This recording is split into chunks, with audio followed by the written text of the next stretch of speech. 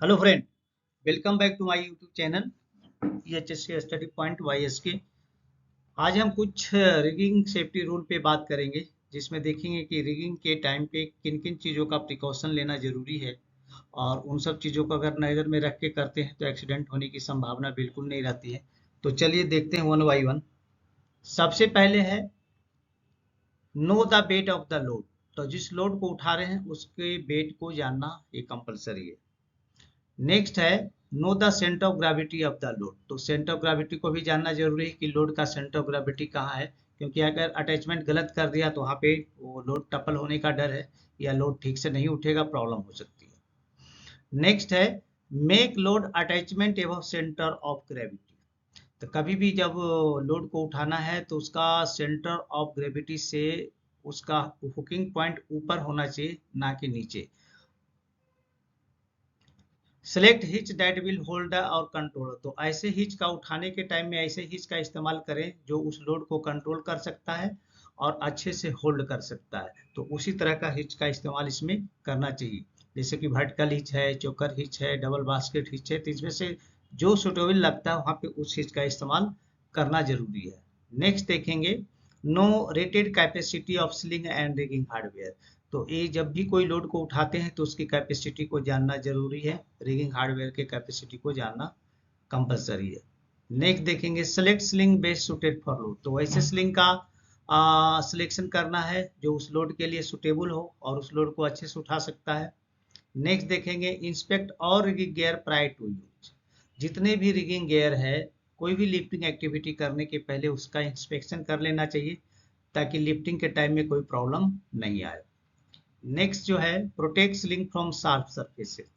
तो स्लिंग को sharp surface से बचाना जरूरी है। तो उसके लिए हम वहाँ पे कुछ इस्तेमाल कर सकते हैं, कुछ पैकिंग दे सकते हैं, रबड़ का या गोनी बैग का कुछ भी दें ताकि शार्प फेस से स्लिंग कटे नहीं। नेक्स्ट देखेंगे प्रोटेक्ट लोड फ्रॉम रिगिंग। तो कभी कभी लोड भी देखते हैं जब हम रिगिंग की एक्टिविटी करते हैं तो उससे उसके स्लिंग के थ्रू, स्लिंग का ज़्यादा उस पर ये आने से, तना टेंशन आने से या स्लिंग दब जाने से वो लोड है जो डैमेज हो जाता है। तो लोड डैमेज नहीं होना चाहिए, उसके लिए प्रोटेक्शन पहले से लेना चाहिए। नेक्स्ट है care for increase tension cause by sling angle. अब यहाँ पे कोई भी लोड को उठा रहे हैं तो कौन सा स्लिंग एंगल का आप इस्तेमाल कर रहे हो, वहाँ पे एंगल कितना बनेगा उसके ऊपर डिपेंड करता है और उसके आधार पे है जो स्लिंग पे टेंशन बढ़ेगा।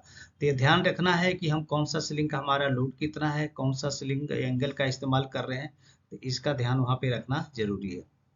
नेक्स्ट है इक्वलाइज लोडिंग और मल्टीपल लेग स्लिंग। तो अगर आप ये दो या दो से तीन से ज्यादा स्लिंग का अगर इस्तेमाल करते हैं तो ध्यान रखें कि ऐसे एंकरिंग करें ताकि यह जो लोड है जो इक्वल हो, सभी स्लिंग पे उसका लोड इक्वल आए।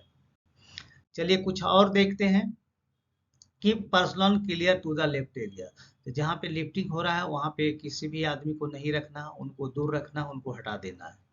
नेक्स्ट देखेंगे care for reduction capacity when using चोकर हिच। तो ये इसका ध्यान रखना है। चोकर हिच का इस्तेमाल करेंगे तो वहाँ पे है जो इसका प्रॉब्लम आ सकता है, तो वहाँ पे चोकर हिच का इस्तेमाल ना करें तो ज़्यादा बेटर है, क्योंकि चोकर में है जो रिडक्शन हो जाता है कैपेसिटी का और 70 to 8% ही वहाँ पे उसकी कैपेसिटी रह पाती है। नेक्स्ट देखेंगे attach tagline prior to lift control. तो जब भी लोड को उठाते हैं तो टैगलाइन का इस्तेमाल करना है, क्योंकि उसके मूवमेंट को कंट्रोल करना जरूरी होता है। नेक्स्ट देखेंगे lift load few inches and check rigging.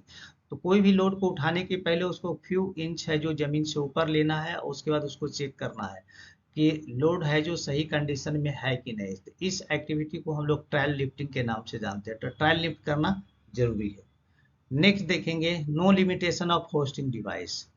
तो होस्टिंग जो डिवाइस का जो हम सिलेक्शन कर रहे हैं तो उसकी कैपेसिटी को जानना जरूरी है कि उसकी कैपेसिटी कितनी है, ताकि जो हम जिसको उठाने के लिए उसका इस्तेमाल कर रहे हैं उसको उठा पाएगा नहीं, तो उसके लिमिटेशन को जानना जरूरी है। नेक्स्ट देखेंगे स्टार्ट एंड स्टॉप स्लोली।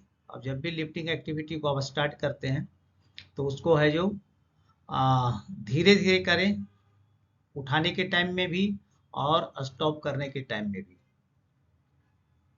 बाज for obstruction and power lines.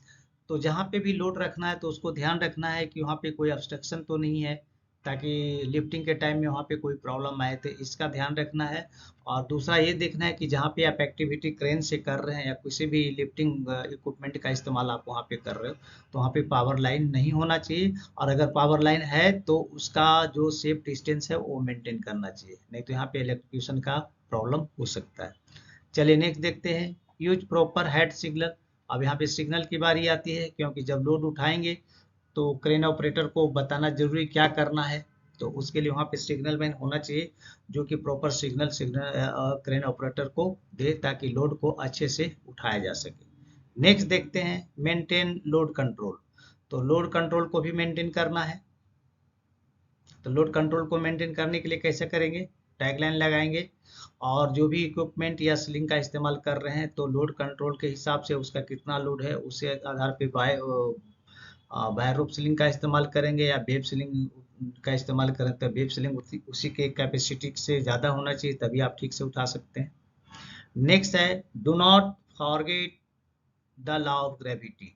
तो यहाँ पे लॉ ऑफ ग्रेविटी को है जो हमेशा ध्यान में रखते हुए काम करें, और ताकि कोई दुर्घटना नहीं हो।